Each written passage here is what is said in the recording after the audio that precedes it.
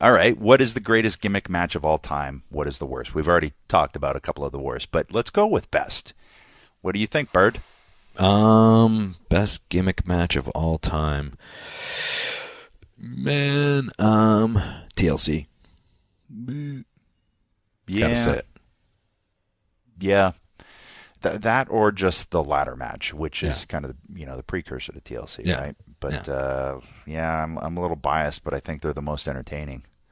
Yeah, for sure. It's more entertaining than, let's say, a scaffold match, which sounds whoa, but they are no good because you got the Midnight Express and the Road Warriors barely Yeah. able to move, Right. and then Cornette breaks his leg taking him up off of it. Yeah, for sure. It's Yeah. was the worst part of that because I think we already kind of covered this, right? That basically We covered the worst, the best. So I would say that I think Hell in a Cell is also a very cool concept. Yeah, I also like. Put I a just roof like. on a cage. I just like the straight up cage match too. I always found them just entertaining, and you could just have fun with them, and Well, a cage match is great in that there's a good out. No one really gets, in terms of character-wise, nobody, like as with Jericho and I, our blow-off was a cage match, and I got out of the cage. Yeah. So that way he's still strong, quote, quote, going to Raw, and I'm still strong. Right. Well, I did like it too when they what I was changed it to getting either to, you so. get pinned or you could climb out and touch the floor, either way, because then it added, like we talked about before, adding extra drama. So getting that escape over or through the door, and then also you get false finishes with the pins, right? So it made it doubly dramatic, which I liked. Some of my favorite matches were cage matches, actually. Yeah. We had some tag ones with the Hardys. I had a singles cage with Matt that I really enjoyed. I had, one with Jericho, one with Kurt. I really, really enjoyed. You and I wrestled in the blue cage in England against each other. We did. Oh my God, that thing At hurt. Rebellion, brother. Oh, yeah.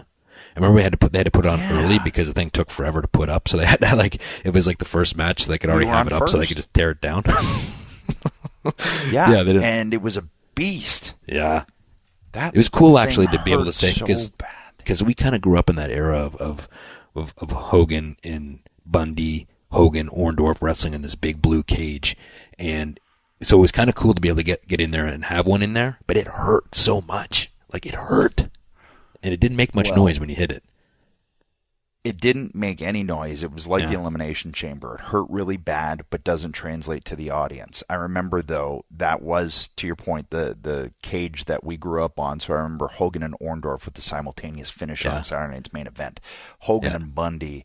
And I also just, while we're in the match, I was in my LJN toy ring with the toy cage, just going, okay, what have I done before with my LJN figures, and what can we do that I've had, the Dynamite Kid and Bret Hart do with my figures? And that's where we came up with the nut, the old Saccola spot. So basically, the tape finish your feet together. The finish was, I climbed over the cage, was on my way down, looked like I was about to win. If I was smart, I would have just jumped from the top to the floor, but I wasn't smart. So I started climbing down, and you reached through the cage, grabbed my feet, pulled me in between them, and nutted me. And then you took your wrist tape off and taped my feet together, so I couldn't get them back out from through the cage.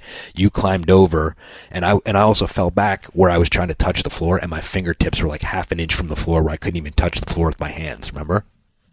Yeah, got but that shot anyway. So. And then as I pulled myself up to try to untape my feet, you were climbing over, and you jumped down and you clotheslined me, and you hit the floor, and I kind of bumped back, and I was laying there hanging as you had hit the floor, which was kind of a cool visual.